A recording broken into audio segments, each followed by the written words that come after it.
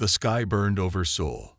What had once been a metropolis of gleaming towers now lay in ruins, smoke billowing from craters where millions had lived just hours before. Commander Jun Park stood among the wreckage of the military headquarters, his face streaked with ash and blood. "Sir, we found survivors at the Daejeon bunker," reported Lieutenant Han, her uniform torn, but her posture still military rigid. June nodded grimly. "How many?" "Maybe 10,000. Not enough." Earth had been caught completely unprepared when the alien vessels appeared. No warning, no communication, just devastating energy weapons that turned cities to ash. Billions dead in the first hour. The few military installations that survived had gone underground, taking whatever civilians they could. June walked through the remains of what once was Seoul's bustling Gangnam district. The smell of burning plastic and worse things filled his nostrils. A week ago, he had been having dinner with his family in a restaurant not far from here. Now, his wife and daughter were among the countless missing, presumed dead. He hadn't had time to mourn them properly.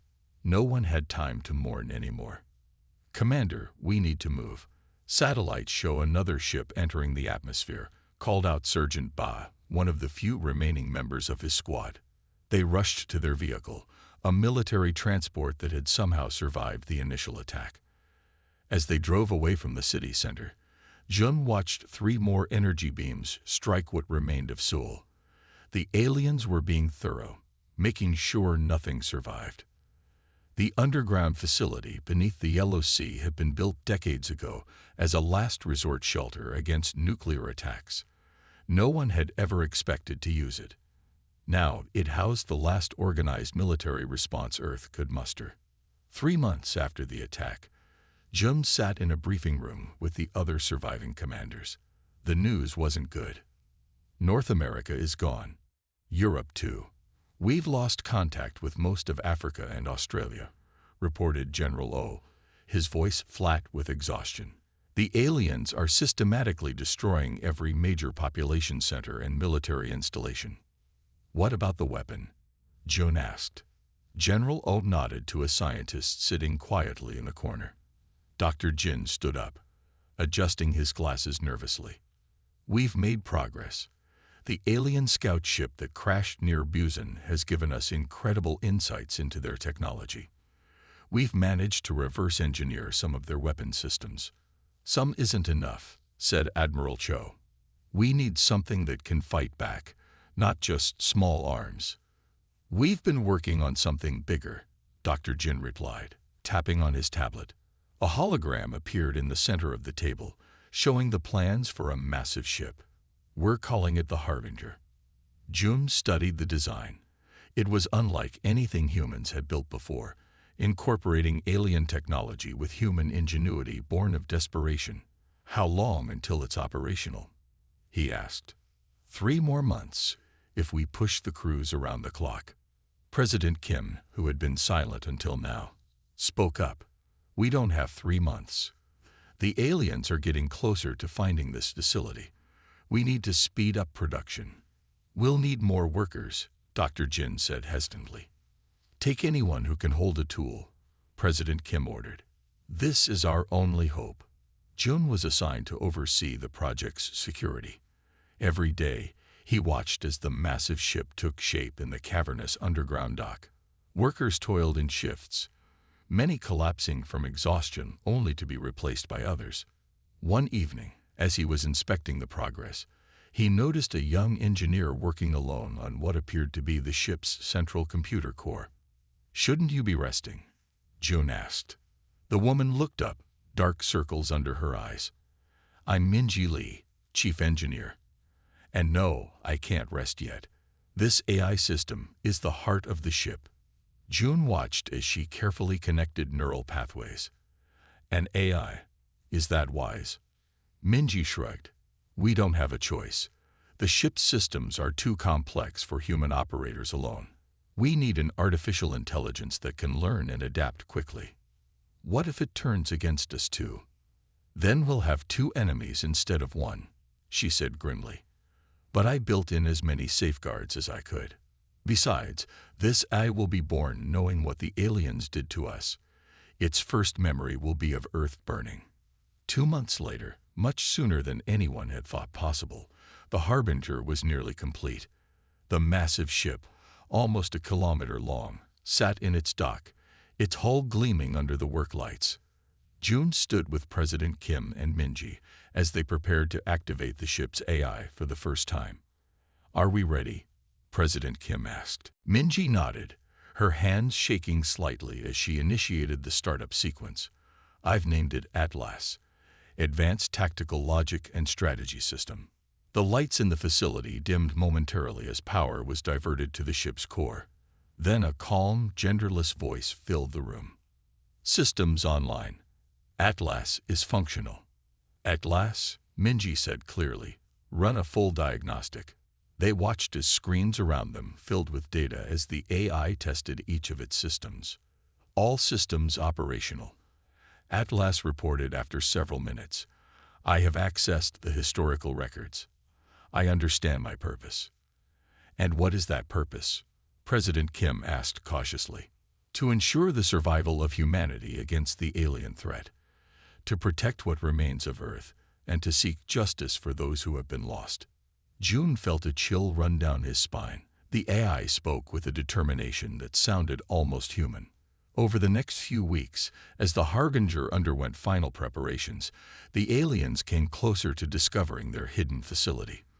Twice, they had to evacuate sections as alien scout ships flew overhead, using scanning technology to search for human survivors. The day before the planned launch, disaster struck. Alien forces detected unusual power signatures from the facility and launched a targeted attack. The outer sections began to collapse as energy weapons breached the protective layers. "We need to launch now," Jun shouted as he ran onto the bridge of the Harbinger. "We won't get another chance." Minji was already there, frantically working to prepare the ship for immediate departure. "The systems aren't fully tested. The weapons might not work." "If we stay, we die anyway," Jun replied. "President Kim has ordered immediate evacuation of all essential personnel to the ship." 400 people, engineers, soldiers, and the few civilian specialists who had been working on the project, rushed aboard as the facility began to crumble around them. President Kim was the last to arrive, escorted by his security team. "Is everyone aboard who's coming?" Jun asked. "Yes," President Kim replied grimly. "The rest are buying us time." Jun didn't ask what that meant. He already knew. Brave men and women were fighting a hopeless battle against the aliens, sacrificing themselves to give the Harbinger a chance to escape. "Atlas, initiate launch sequence," Minji commanded. Launch sequence initiated. Opening sea doors. Above them, massive doors slid open, revealing the dark waters of the Yellow Sea. As the alien weapons continued to pound the facility, the Harbinger rose on its anti-gravity engines, water cascading off its hull as it emerged into the night air. "Alien vessels detected," Atlas announced. 3 combat ships approaching. "Evasive maneuvers," Jun ordered. "Get us to orbit." The Harbinger moved with surprising grace for such a large vessel, climbing rapidly into the sky. The alien ships fired, but most of their shots missed as Atlas calculated optimal evasion patterns. One hit struck the port side, rocking the ship. Damage reports flashed across the screens, but the hull held. "Quantum weapons online," Atlas reported. "Target locked." "Fire," Jun commanded. The Harbinger's main weapon discharged, a beam of energy that seemed to distort the very air it passed through. When it struck the lead alien vessel, the ship didn't explode. It simply ceased to exist, the matter converted to energy in an instant. The other alien ships broke off their attack, clearly unprepared for such devastating firepower. As the Harbinger broke free of Earth's atmosphere, Jun looked back at the scared blue planet, where smoke still rose from continents laid waste. From this distance, the devastation was less visible, but he knew it was there. Billions dead, a civilization in ruins. "They will pay," he whispered. "Every last one." The Harbinger floated silently in the darkness of space. For 3 weeks since leaving Earth, the crew had been preparing for their first quantum jump. Captain Jun Park watched from the bridge as his officers worked at their stations. The ship hummed with energy, systems that humans barely understood working together in perfect harmony. "All sections report ready for jump," announced Lieutenant Sue, her voice steady despite the tension everyone felt. June nodded. "Atlas, are the coordinates set?" "Yes, Captain," replied the AI. "I have calculated our destination based on the data recovered from the alien scout ship. The system appears to be a major hub of alien activity." June took a deep breath. This was the moment they had prepared for. Either the quantum drive would work as they hoped, or they would be stranded in the void between stars. "Begin jump sequence," he ordered. The lighting on the bridge dimmed as power was diverted to the drive. A strange humming filled the ship, rising in pitch until it was almost beyond human hearing. Then, with a flash that no one could quite see but everyone felt, the Harbinger leaked across space. When the normal lighting returned, the view screen showed a completely different star system. A massive red giant star dominated the view, its angry crimson glow bathing everything in blood-red light. "Jump successful," Atlas reported, all systems functioning within normal parameters. The crew let out a collective breath. The first test of their alien-derived technology had worked. "Full sensor sweep," Jun ordered. "I want to know what we're facing." As the sensors gathered data, the enormity of what they had found became clear. Orbiting the system's fourth planet, a ringed gas giant, was a massive alien installation. Space stations and shipyards floated in tight formation, with dozens of warships patrolling the perimeter. "Atlas, analysis," ordered June, now standing at the captain's chair, his hands gripping the backrest tightly. "Energy signatures match those of the vessels that attacked Earth," the AI replied. "This appears to be a primary military installation of what language files designate as the Xarlath Empire." Weapons Officer Tai turned from his console. "Captain, the firepower concentrated here could destroy our ship many times over." "They haven't spotted us yet," added Lieutenant Sue. "We're at the edge of the system. We could retreat, gather more information." June shook his head. "No, we didn't come this far to run away." He turned to Communications Officer Jin. "Keep us hidden, but move us closer. I want to see what we're dealing with." The Harbinger glided through space, its stealth systems, another gift from the alien technology they had salvaged, keeping them invisible to standard sensors. As they approached the massive installation, the crew watched in silence. The scale of the alien empire was becoming clear. This wasn't just a military outpost. It was a hub of activity that suggested a civilization spanning multiple star systems. "Sir," Lieutenant Sue said suddenly, "they've detected us. Some kind of advanced sensor array just locked onto our position." Before June could respond, Communications Officer Jin reported, "We're receiving a transmission, Captain." Jun straightened his uniform. "Put it on screen." The main view screen flickered, and an alien face appeared. The creature was reptilian, with scales that glinted with metallic implants embedded in its flesh. Its eyes were large and yellow with vertical pupils that narrowed as it regarded the human bridge crew. "Unidentified vessel, you have entered restricted Imperial space," the alien said, its words translated by Atlas in real time. "Identify yourself immediately or be destroyed." June stepped forward, making sure he was centered in the transmission. Every member of the crew watched him, knowing that his next words might determine the fate of their mission and possibly humanity itself. "I am Commander Jun Park of Earth," he said, his voice strong and clear. "You attacked our world unprovoked. We've come for answers and retribution." There was a moment of silence as the translation reached the alien commander. Then the creature's inner eyelids flickered in what might have been amusement. "Earth?" the alien replied. "The primitive world in Sector 7. That was merely a resource acquisition operation. Your species was deemed technologically insignificant. June felt rage boiling inside him at the casual dismissal of billions of human lives, but his face remained impassive. Years of military discipline kept his emotions in check, even as his hands clenched into fists at his sides. "Insignificant," he said softly. Then, more firmly, "Let me show you how insignificant we are." He turned to Weapons Officer Ta. "Target their main defense hub."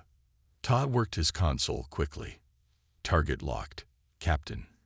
"Sir," cautioned Lieutenant Su, "firing will alert every vessel in the system to our presence." "Good," Jun replied. "I want them all to see this." The Harbinger's quantum cannons began to charge, drawing power from dimensions humans had only theorized about until the aliens attacked. The lights throughout the ship dimmed again, as energy was channeled into weapons that defied conventional physics. On the screen, the alien commander was speaking to someone off-camera, probably ordering ships to intercept the Harbinger. It clearly wasn't concerned about the lone human vessel. "Fire," June commanded. When the quantum cannons fired, space itself seemed to bend around the energy beams. The effect was both beautiful and terrifying, like watching the fabric of reality tear apart and reform in an instant. The beam struck the central defense station, a massive structure that served as the command hub for the entire military installation.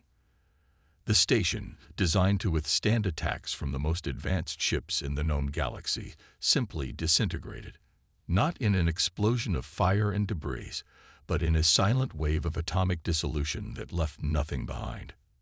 The alien commander's expression shifted from amusement to shock as its command center vanished from existence. At last, June ordered, "Open a broadcast channel to all frequencies." "Channel open, Captain," the AI confirmed. "Broadcasting to all vessels and installations in the system."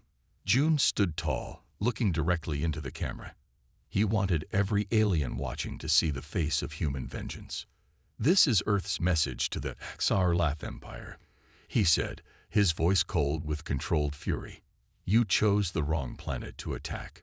We're coming for you all." He signaled for the transmission to end. The bridge was silent for a moment before erupting into activity. "Multiple vessels moving to intercept," reported Lieutenant Su. "Counting 20. No, 30 warships changing course toward our position.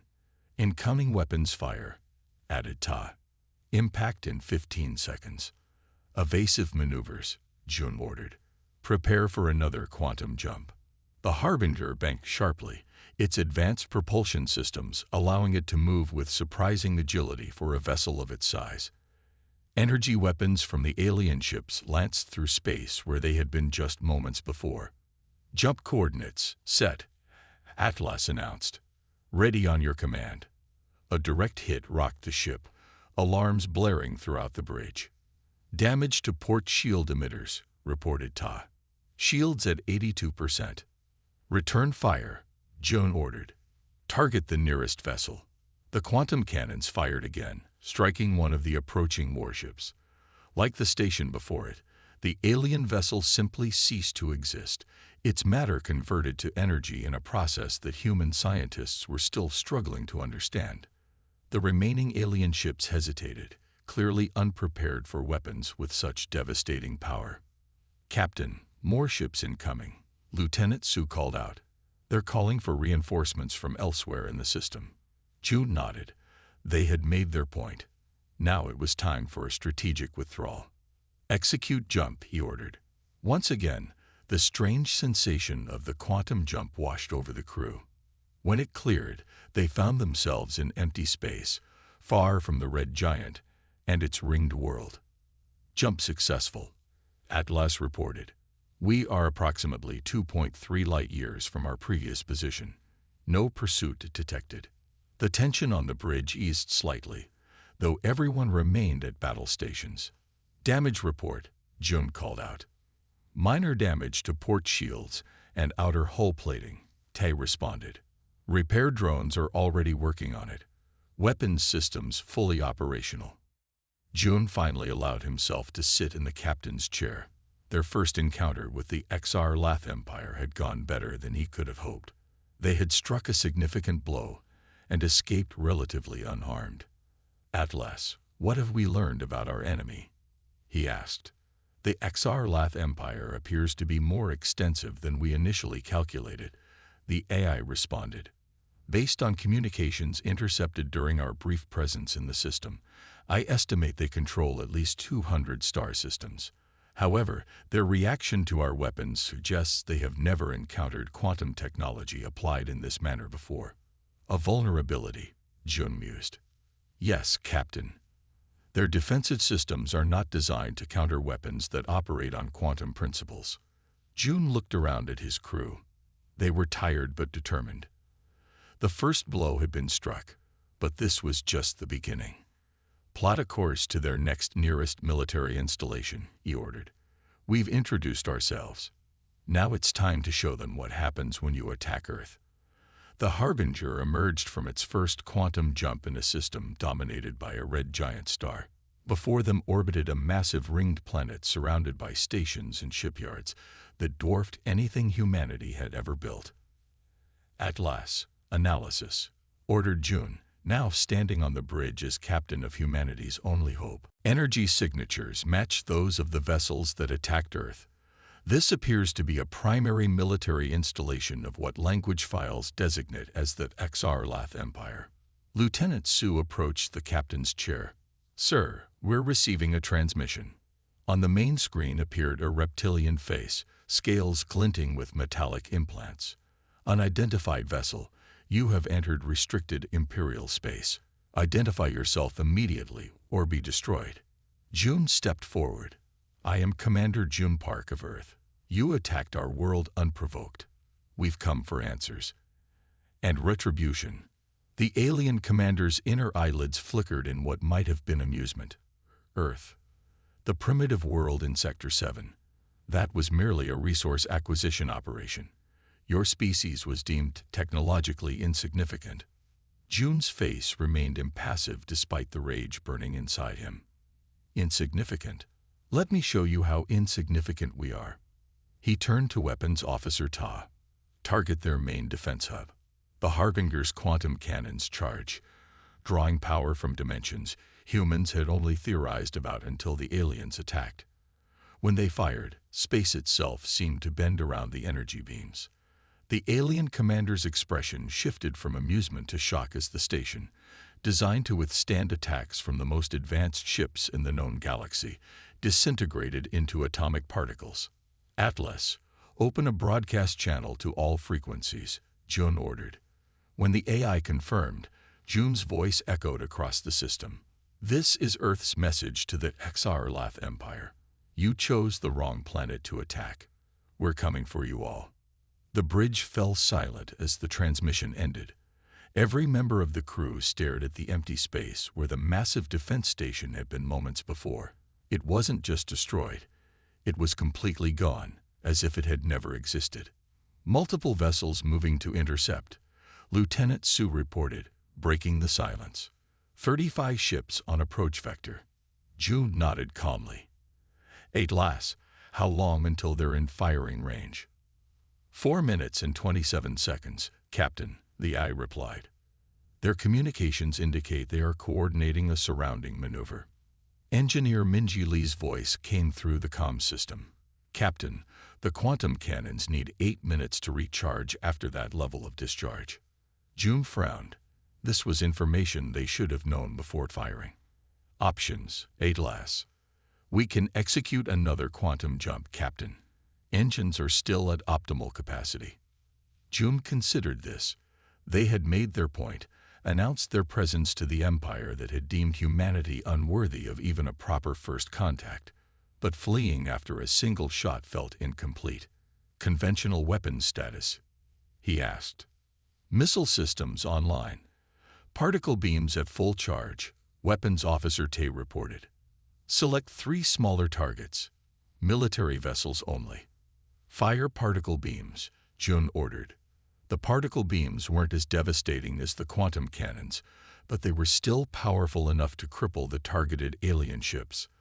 3 beams lanced out from the Harbinger, striking their targets with precision. 2 exploded immediately, while the third spun out of control, venting atmosphere into space. Incoming fire, Lieutenant Su warned. Impact in 10 seconds.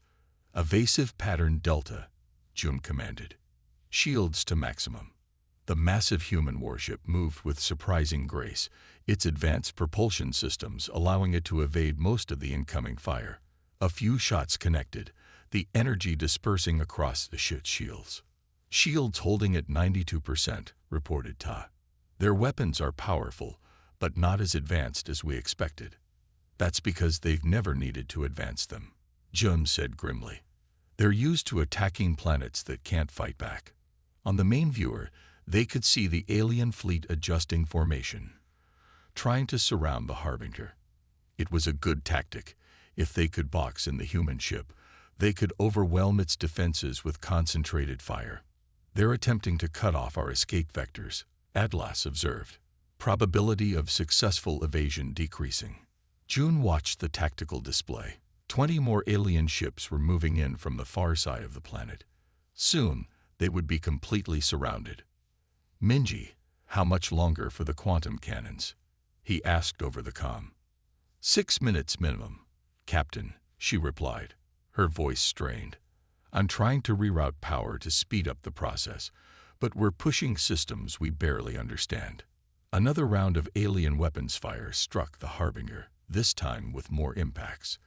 The ship shuddered under the assault. Shields at 78%, Tay reported. We can't sustain this level of fire indefinitely. Jun made his decision. Prepare for quantum jump. Set coordinates for the empty space we identified during our approach. Jump coordinates set, Atlas confirmed. Sir, Lieutenant Su said hesitantly, should we not press our advantage? We've shown we can destroy their most powerful installations. Jun shook his head. This was a message, not a suicide mission. We've let them know we exist and that we can hurt them. Now we need to survive to fight another day. The alien fleet was closing in, their formation tightening around the Harbinger. More incoming fire, Ta warned. Multiple torpedoes detected. Point defense systems active. Atlas reported as the Harbinger's defensive weapons activated, destroying the incoming torpedoes. Execute jump now, Jun ordered. The quantum drive engaged, and for a brief moment, reality seemed to fold around the ship. Then the Harbinger vanished from the XR-Lath system, leaving the alien fleet firing at empty space. They reappeared in the darkness between star systems, the emptiness a welcome sight after the chaos they had just escaped. Jump successful, Atlas reported. No pursuit detected. The XR-Lath vessels do not appear to possess quantum jump technology. Jun finally allowed himself to relax slightly, letting out a long breath. Damage report. Shields regenerating. Minor damage to outer hull plating in sections 12 through 17. No casualties, Tay reported. Captain, Lieutenant Su said, a note of concern in her voice. I've been analyzing the communications we intercepted during the engagement. The XR-Lath refer to us as harvesters. I believe Earth wasn't attacked as an act of war. They were harvesting resources. Resources. Jun's voice was dangerously quiet. They killed billions for resources. Based on intercepted data, Atlas added, the XR-Lath Empire classifies inhabited worlds into categories. Species with pre-spaceflight technology are designated as resource worlds and subject to harvesting operations. The bridge fell silent as the implications sank in. Earth hadn't been the victim of a targeted attack. It had been casually destroyed by an empire that didn't even consider humans worth communicating with. How many other worlds have they done this to? Jun asked. Unknown, Atlas replied. But based on communication patterns and references, the number appears to be substantial. Jun stood and looked around at his crew. Their faces showed a mixture of shock, grief, and determination. We thought we were on a mission of vengeance for Earth, he said quietly. But it seems we've stumbled into something much larger. This empire has been destroying developing civilizations across the galaxy, treating sentient beings as resources to be harvested. He walked to the main view screen, which now showed only the distant stars. Well, they've harvested the wrong planet this time. Our mission hasn't changed. We will make them pay for what they did to Earth. But now we know we're not just fighting for our world. We're fighting for every civilization these monsters have destroyed or will destroy in the future. June turned back to his officers. At last, begin compiling all data we gathered about the XR Empire.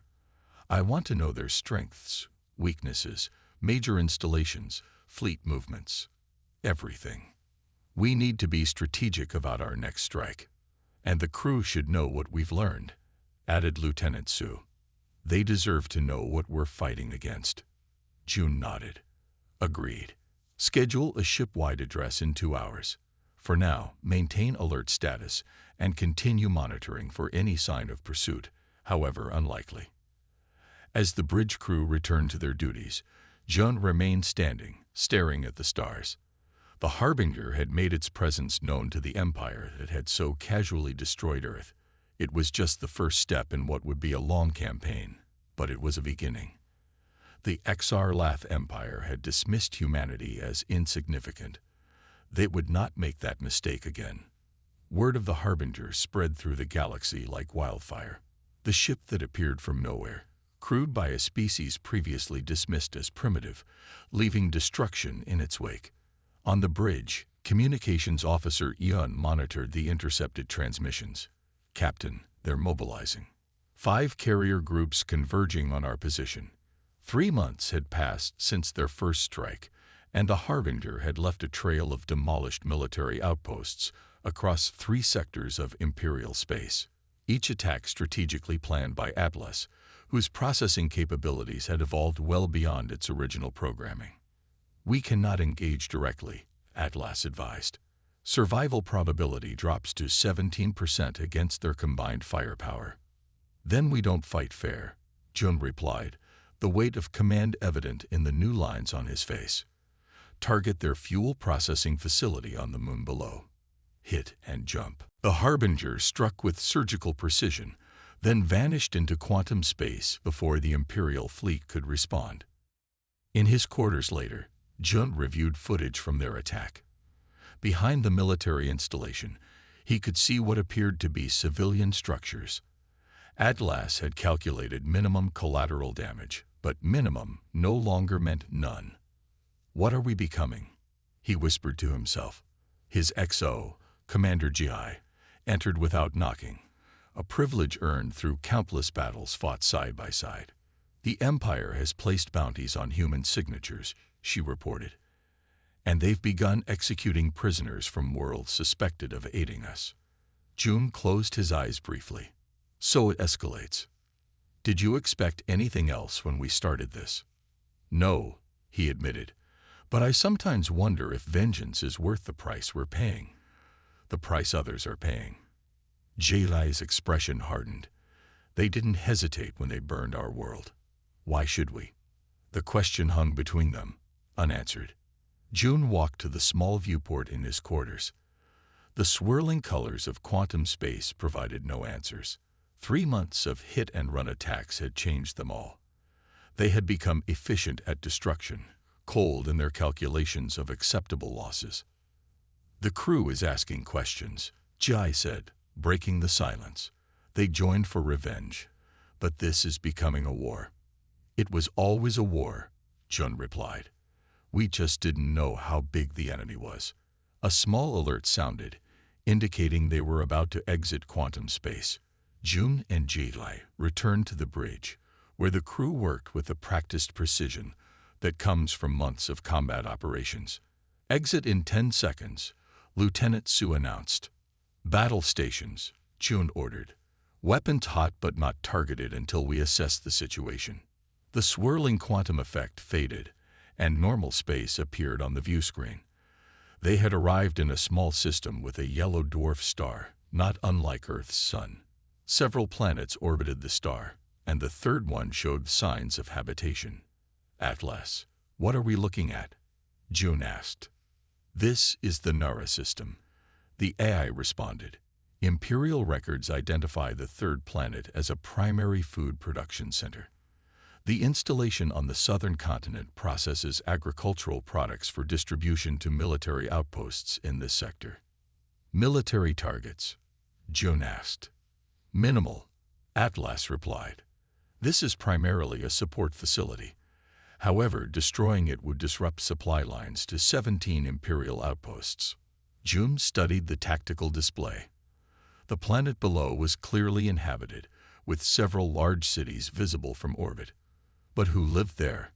Imperial citizens, conquered peoples, life signs on the planet, he asked.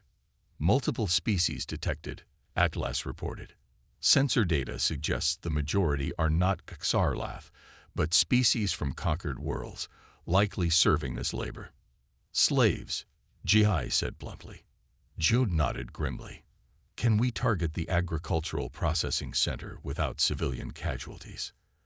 Affirmative, Atlas responded. The facility is isolated enough for a precision strike. As June contemplated their next move, Communications Officer Yun turned from her station. Captain, I'm picking up an unusual transmission from the planet. It's directed at us. At us? How is that possible? June asked. We just arrived. Unknown, but the message is repeating on a frequency our systems automatically monitor, Yun replied. It's a basic text transmission in what appears to be a simplified version of an Imperial trade language. Put it on screen, June ordered. The message appeared. Human ship. We see you. Help US. June stared at the words. Could it be a trap? Possible, Atlas acknowledged.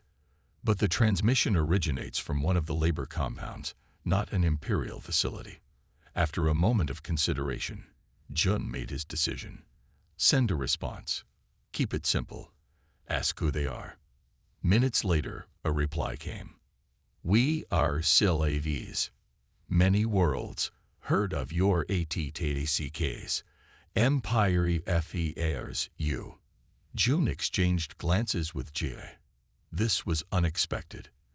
They had been focused entirely on striking at the Empire, never considering that others might be watching their campaign with hope. What do they want? June asked Un to transmit. The response was immediate. Guards FUV Tugay, sent to fight you elsewhere. Help US escape. It could still be a trap, Jai warned. The Empire might be using these people to lure us in. Or it could be genuine, June countered. Atlas, what's the Imperial military presence on this planet? Minimal, the AI confirmed. Most defensive assets were redirected to protect high-value military targets after our recent attacks. This facility was likely deemed low priority. June paced the bridge, weighing their options. They had come to attack a supply facility, not to rescue slaves. But wasn't this part of their fight against the Empire too? Send another message, he decided. Ask how many need extraction and their location. The reply was detailed. Faux war 1000 in MAN compound. Cannot all is CAP, but rebellion LEADEORS can. 20 of US. Kuru ordinati is etage. Hey. 4,000, Jai whispered. We can't take that many aboard. No, June agreed, but 20. That we can manage. He turned to Tactical Officer Ta. Prepare a stealth shuttle. I need 6 security personnel ready for extraction. Captain, Jihai said firmly, you can't seriously be considering this. We have no idea who these people are or if this message is legitimate. I know, Jun replied. That's why I'm going down with the team. The bridge erupted in protests, but Jun silenced them with a raised hand. This is not open for discussion. If it's a trap, better they capture me than the Harbinger. The ship must survive to continue our mission. And if you don't return, Jai demanded. Then you become captain, and ATLS will help you continue the fight, Jun said simply. But I have to do this. We started this for revenge. But maybe there's something more important now. 2 hours later, Jun, and a team of 6 security personnel boarded a stealth shuttle. The small craft was designed to evade detection, another technology reverse-engineered from the aliens who had attacked Earth. "Keep the Harbinger at safe distance," Joan instructed Jai. "If we're not back in 3 hours, assume we were captured and jump out of the system." The shuttle descended through the atmosphere, following the coordinates sent from the planet's surface.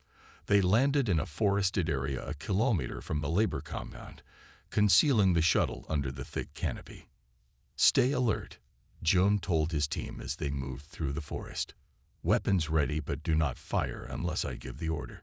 As they approached the edge of the forest, they saw the compound, a sprawling facility surrounded by energy fences. Inside, figures of various alien species moved about, performing labor under the watchful eyes of armed Xarlath guards. "There are fewer guards than I expected," noted Security Officer 1. "As they said in their message," Joan replied. "Most were recalled to defend against our attacks elsewhere." They watched the compound for half an hour, observing patrol patterns and security measures. Then, as the planet's sun began to set, a section of the energy fence flickered and went down. "That's our signal," Joan said. "Move in, but stay in formation." The team advanced quickly across the open ground between the forest and the compound. As they reached the disabled section of the fence, several figures emerged from the shadows. They were a diverse group, some humanoid, others with features so alien that Joan could barely comprehend their biology. But all wore the same simple gray uniforms of Imperial laborers. One stepped forward, a tall, slender being with 4 arms and iridescent skin. "You are the humans," it said in halting, accented speech. "The ones who fight the Empire." "I am Commander June Park of Earth," June confirmed. "We received your message." "I am Nan," the alien replied. "Leader of the resistance here. We have little time. The power disruption to the fence will be detected soon." "How many are coming with us?" June asked. 19, as promised," Nan answered. "The others will continue the fight here." As if on cue, 18 more aliens of various species emerged from hiding places around the compound. Some carried makeshift weapons, others small bundles of possessions. "We must move quickly," Nan urged. "The others will create a distraction to cover our escape." As they began to retreat toward the forest, alarms suddenly blared throughout the compound. Spotlights swung wildly, searching the perimeter. "Run," June ordered. "Back to the shuttle." The group sprinted across the open ground.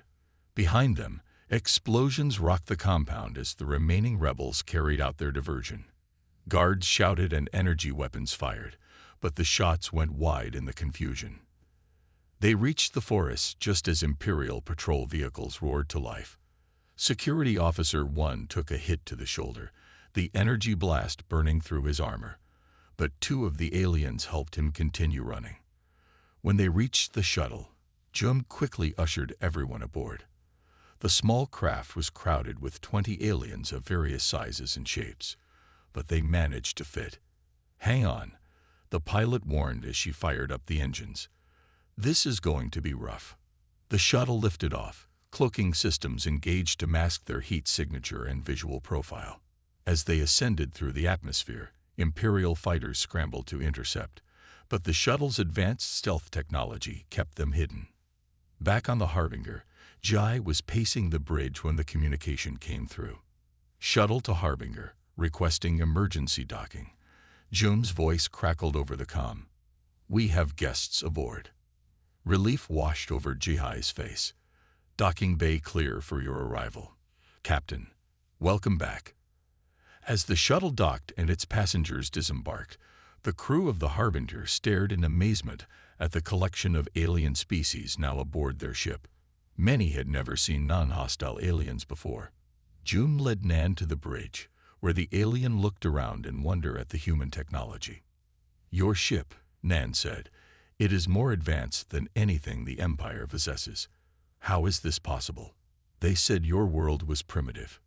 We adapted their own technology against them," June explained. "After they attacked us, we had no choice but to evolve quickly." The Empire has made many enemies, Nan said. There are resistance movements on dozens of worlds, but we lack the means to coordinate or fight effectively. Until you came. Jun realized that their campaign of revenge had inadvertently sparked hope throughout the galaxy. The Harbinger wasn't just a weapon of vengeance. It had become a symbol of resistance against tyranny. At last, Jun called to the ship's eye. Plot a course away from this system. We need to find somewhere safe to talk with our new allies. As the Harbinger jumped into quantum space, Jun knew that everything had changed. Their mission was no longer just about Earth's revenge. It had become something much larger, a fight for freedom that spanned the galaxy. The Harbinger drifted silently in the shadow of a comet, running on minimal power to avoid detection. Imperial patrols had increased tenfold in this sector, forcing the Earth vessel to move with extreme caution. Contact, reported Sensor Officer Da. Small vessel, non-Imperial design. Defensive posture, ordered Jun. Weapons hot but not targeted. The approaching ship was elegant and organic in design, utterly unlike the brutalist architecture of Imperial vessels. It made no aggressive moves, instead broadcasting on an open frequency. Earth vessel, we come to talk. We know what you fight against. We have fought them too. After rigorous security protocols, a delegation from the ship was permitted aboard. Their leader, resembling a humanoid with iridescent skin, introduced herself in halting but understandable English, learned specifically for this meeting. I am Representative Na of the Viridian Alliance. Like you, our world suffered under the Empire. Unlike you, we lacked the means to fight back so directly. Over the next hours, Jun learned that the galaxy contained dozens of spacefaring species that had been subjugated or exploited by the Sarlath Empire. The Alliance was a loose coalition of these species, engaging in sabotage and information warfare rather than open conflict. Your ship has become a symbol, Nat explained. Some call it monster, others liberator. But all agree, the Empire fears you. Adlas interrupted. Captain, I've analyzed the data they provided. The Empire has begun construction of a superweapon designed specifically to counter our quantum shielding. Nan nodded solemnly. They call it the worldbreaker. Once operational, no vessel, not even yours, could withstand it. Back in the war room, Jum's officers were divided. We should strike now, urged Jai. Destroy this superweapon before it's completed. Science Officer Min shook his head. The Alliance data shows it's being built at the heart of Imperial space, more heavily defended than anything we've encountered. Perhaps, suggested Eon, it's time to reconsider our mission. We've struck significant blows. We've made them fear humanity. Jun stared at the holographic display, showing Alliance intelligence on subjugated worlds. Our mission was to ensure humanity's survival. But what does that mean now? Endless war, or building something that can last? The choice before them was clear: continue their vengeful rampage across the galaxy, or join forces with the Alliance to fight for something larger than revenge. Jun studied the faces around the war room table. 6 months of constant battle had changed them all. What had begun as a desperate mission of vengeance had evolved into something more complex. They were no longer just the last survivors of Earth. They had become players in a galactic conflict. Show me everything you have on this worldbreaker, Jun said to Na, who stood calmly beside the holographic display. The image shifted to show a massive construction in orbit around a heavily fortified planet. The structure was only partially complete, but even in its unfinished state, it was enormous, easily 20 times the size of the Harbinger. It harnesses the energy of artificial quantum singularities, Na explained. Once operational, it can create targeted quantum disruptions that would collapse your ship's shields and drive systems simultaneously. How long until it's operational? Jun asked. Our estimates suggest 3 to 4 months, Na replied. Their progress has accelerated since your attacks began. GE leaned forward. So they're scared. Good. We should hit them harder. With respect, Commander, Nay said, turning to Jai. Fear can be a dangerous motivator. The Empire has ruled through fear for centuries. It has made them ruthless. And what would you have us do? Jai asked. Hide in the shadows like your alliance has done. Look where that got you. Jun raised a hand to quiet his XO. Representative Na didn't come here to be insulted. She came with information, and I suspect, a proposal. Na inclined her head gratefully. Indeed, Captain. The Alliance has resources, ships, personnel, intelligence networks spanning dozens of systems. What we lack is a weapon capable of striking decisive blows against the Empire. You want to use us as your weapon, Jai said flatly. I want us to work together, Na corrected. Your ship has proven the Empire is not invincible. Our networks can provide you with targets, safe havens, supply lines. Together, we might stand a chance. June turned to Atlas, whose holographic representation hovered at the end of the table. Atlas, tactical assessment. The AI's voice was calm and measured. The Alliance data appears genuine. Their intelligence on Imperial movements matches our observations. A coordinated strategy utilizing Alliance networks and our combat capabilities would increase our operational effectiveness by approximately 68%. And our chances against this worldbreaker? Joan asked. Direct confrontation would be inadvisable once the weapon is operational, Atlas replied. However, a preemptive strike, with proper intelligence and support, has a 42% probability of success. 42%, Jaya muttered. Not great odds. Better than we usually face, Jun reminded her. He turned back to Na. Your alliance has been fighting the Empire for how long? Generations, Ne replied. The Viridian worlds were among the first to be conquered, nearly 3 centuries ago. Others joined as their worlds fell or were threatened. And in all that time, you've never mounted a major offensive, June asked. Na's iridescent skin shifted colors slightly. A sign of emotion, Jun guessed. We tried, once, 70 years ago. The combined fleet of 5 allied species attacked the Imperial throne world. They were annihilated. 2 of those species no longer exist as a result.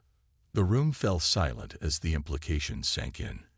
The Empire didn't just defeat its enemies. It eradicated them. So what's different now? Weapons Officer Tai asked. Why would we succeed where others failed? You, Ne said simply, pointing at the holographic representation of the Harbinger floating above the table. Your quantum technology is beyond anything the Empire has encountered. And your tactics, appearing from nowhere, striking, then vanishing. They have no defense against this. June stood and walked around the table, thinking. The Harbinger had been built for one purpose, vengeance for Earth. But vengeance was a hollow goal. What would it achieve in the end? Even if they destroyed 100 more Imperial outposts, billions of humans would still be dead, Earth still a ruined world. But if they joined with the Alliance, they might accomplish something more meaningful. Freedom for countless worlds. Protection for developing species that might otherwise face Earth's fate. You said our ship has become a symbol, Jun said finally. What exactly does it symbolize? Hope, Ne answered without hesitation. For the first time in centuries, there is hope that the Empire can be defeated. Your attacks have inspired uprisings on 12 worlds already. People who had accepted their fate are fighting back. And dying for it, I imagine, Jai said quietly. Yes, Ne acknowledged. The Empire's reprisals have been brutal. But they are also desperate. They're diverting resources from expansion to defense. Systems that were scheduled for resource acquisition have been given reprieves while the Empire deals with your attacks. Resource acquisition, Jun repeated bitterly. Their euphemism for genocide. Na nodded. The Empire sees developing worlds as resources to be harvested, nothing more. The species that inhabit them are irrelevant obstacles. How many worlds are at risk? Science Officer Min asked. Currently, 17 systems with sentient life are on the Imperial acquisition list. Nay replied, or were before the Harbinger appeared. Now the Empire's expansion has stalled while they hunt for you. Jun returned to his seat at the head of the table. I need to discuss this with my officers in private. Will you excuse us, Representative Na? The alien bowed gracefully. Of course, I will return to my vessel. Contact me when you have made your decision. She paused at the door. But please don't take too long.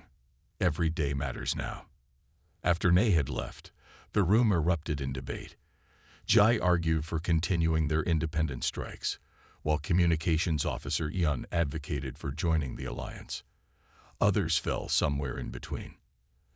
Enough, Jun said finally. This isn't a democracy, but I value your input.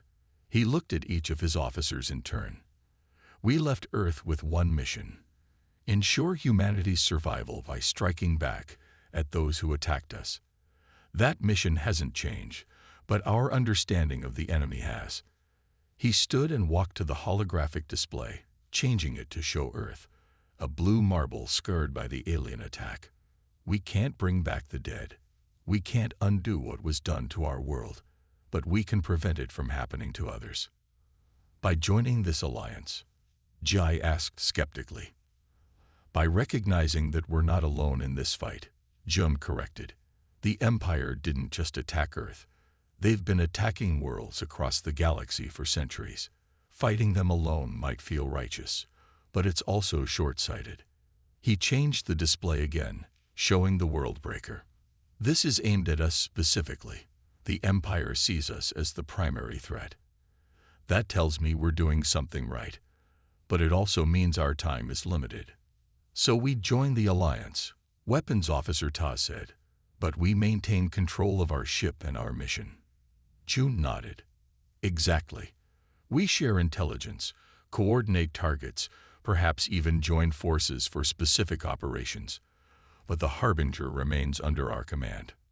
One by one, the officers nodded their agreement. Even Jai, though reluctantly. At last, Jun said, please invite Representative Na back aboard. When the alien diplomat returned, Jun outlined their terms. Nay accepted them without hesitation. Welcome to the Viridian Alliance, Captain Park, she said, extending a four-fingered hand in a gesture she had clearly learned from studying human customs. Jun took her hand. The skin was cool and smooth, like polished stone. We're not doing this out of altruism, he warned.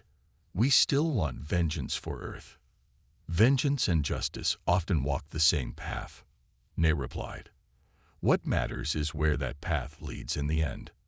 Later that night, alone in his quarters, Jun looked at the small holo image of his family, his wife and daughter, smiling on a beach vacation the summer before the attack.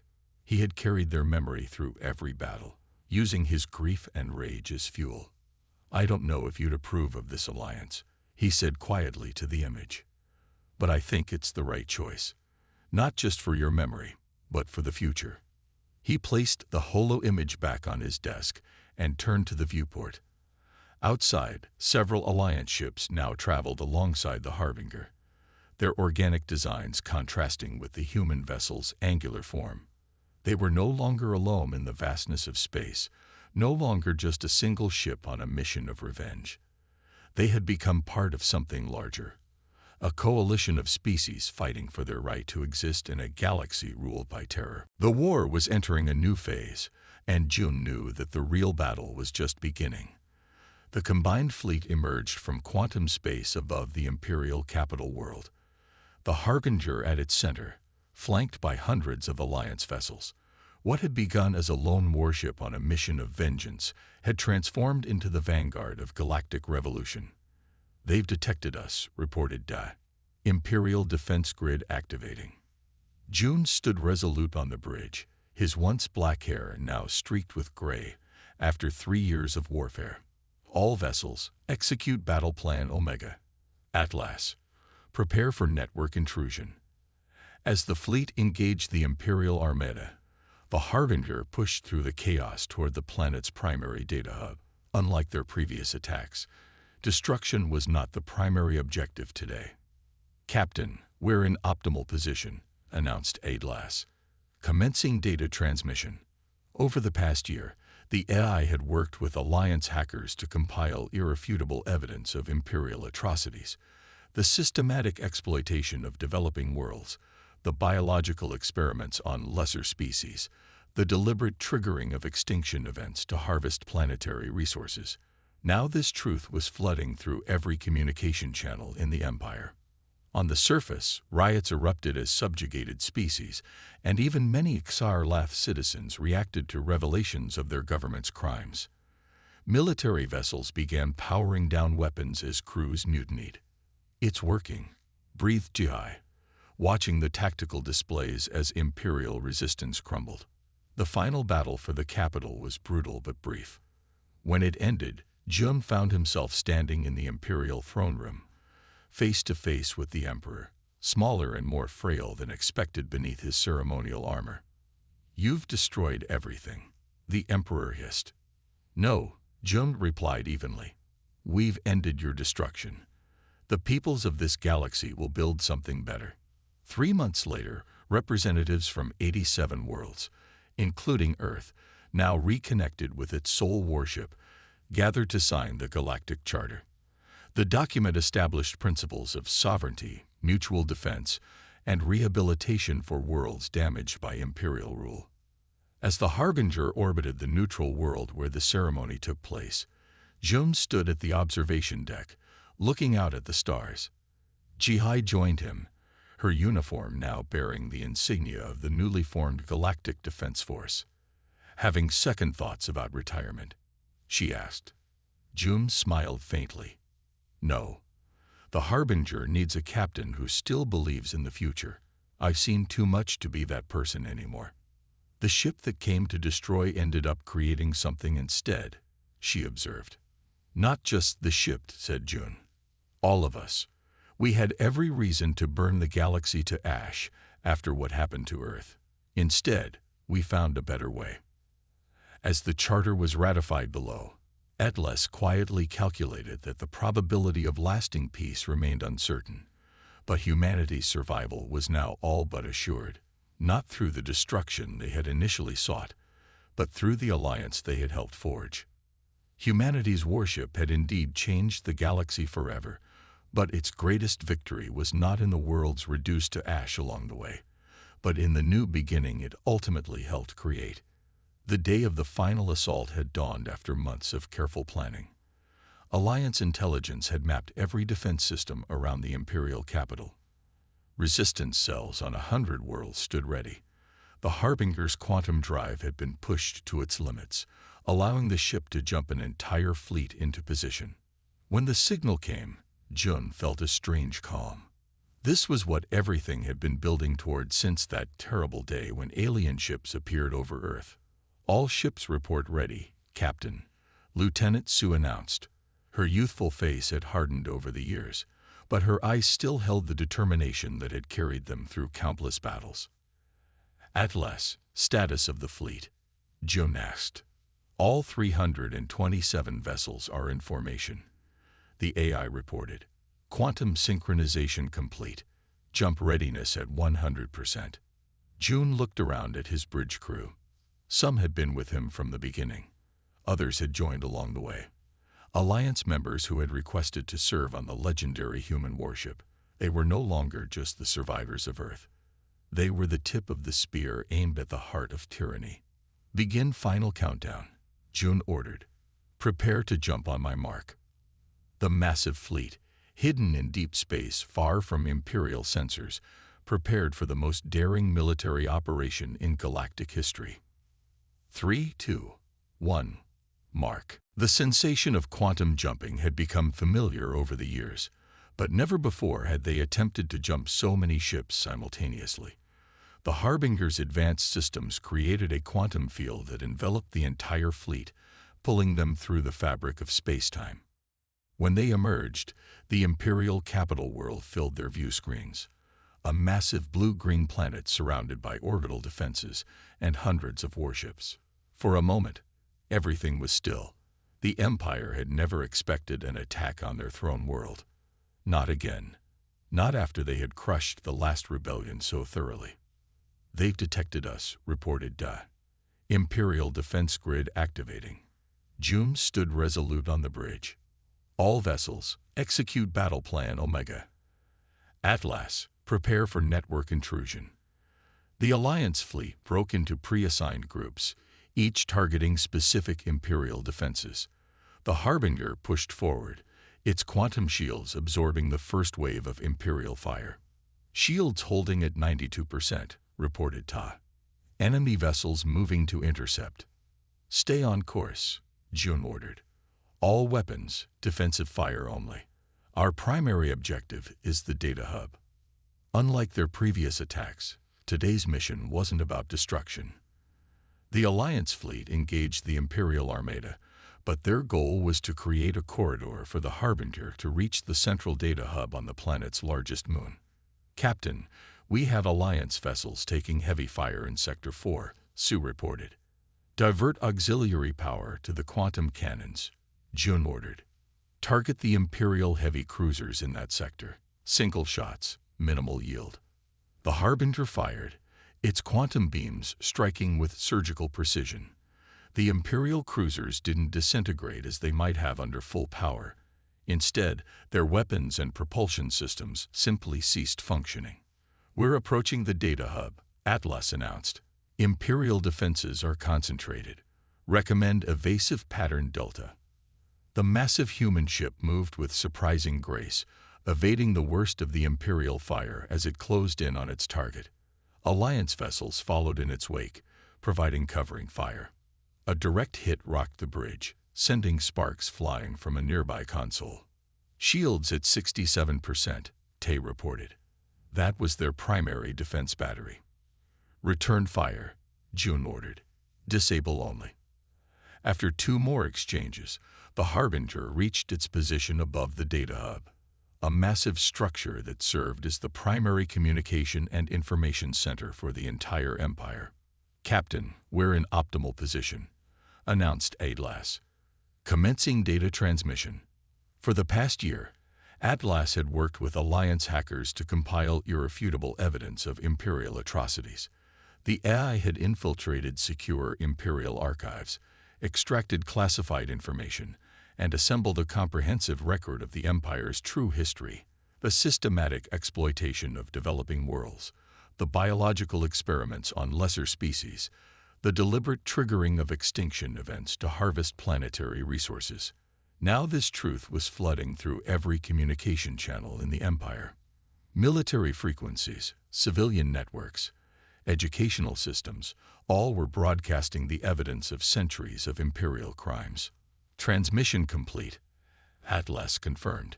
"Data packets have been deployed to 97% of Imperial communication nodes." On the view screens, they watched as the impossible began to happen. On the planet below, riots erupted as subjugated species, and even many Xarlath citizens reacted to revelations of their government's crimes. Military vessels throughout the system began powering down weapons as crews mutinied. "It's working," breathed Jai, watching the tactical displays as Imperial resistance crumbled. "Imperial Palace defensive grid is offline," reported Da. "Alliance ground forces are landing in the capital city." The next hours were chaos as the Empire began to collapse from within. 3 centuries of rule built on lies and fear crumbled in the face of truth. Not every Imperial commander surrendered. Some fought to the last, their ships breaking against the Harbinger's quantum shields. But by the time June led a delegation down to the Imperial Palace, most of the fighting had stopped. Alliance forces had secured the capital, and the Emperor had retreated to his throne room with his most loyal guards. The final confrontation was almost anticlimactic. The throne room doors opened to reveal not a fearsome warlord, but an aged reptilian being, smaller and more frail than expected beneath his ceremonial armor. "You've destroyed everything," the Emperor hissed, his inner eyelids flickering with rage. "No," Jun replied evenly. "We've ended your destruction. The peoples of this galaxy will build something better." The Emperor was taken into custody to face trial before representatives of all the worlds his empire had harmed. It would be the beginning of a long and difficult process of justice and healing. 3 months later, representatives from 87 worlds gathered on a neutral planet to sign the Galactic Charter. Earth, now reconnected with its sole warship, sent a delegation led by President Kim, one of the few government officials to survive the attack all those years ago. The charter established principles of sovereignty, mutual defense, and rehabilitation for worlds damaged by imperial rule. Most importantly, it created a council where all species would have an equal voice, preventing any single power from dominating the others. As the Harbinger orbited the planet where the ceremony took place, Jum stood at the observation deck, looking out at the stars. His mission, which had begun in grief and rage, was ending in something he had never expected to find again: hope. Ji joined him, her uniform now bearing the insignia of the newly formed Galactic Defense Force. Having second thoughts about retirement, she asked. Jum smiled faintly. No, the Harbinger needs a captain who still believes in the future. I've seen too much to be that person anymore. The ship that came to destroy ended up creating something instead, she observed. Not just the ship, said Jun. All of us. We had every reason to burn the galaxy to ash after what happened to Earth. Instead, we found a better way. As the charter was ratified below, Atlas quietly calculated that the probability of lasting peace remained uncertain, but humanity's survival was now all but assured, not through the destruction they had initially sought, but through the alliance they had helped forge. The Harbinger would continue to serve, now as the flagship of the Galactic Defense Force. Jihai would take command, leading a new generation of officers from dozens of species, and Jum would return to Earth to help rebuild what remained of human civilization. Humanity's warship had indeed changed the galaxy forever, but its greatest victory was not in the worlds reduced to ash along the way, but in the new beginning it ultimately helped create. The end.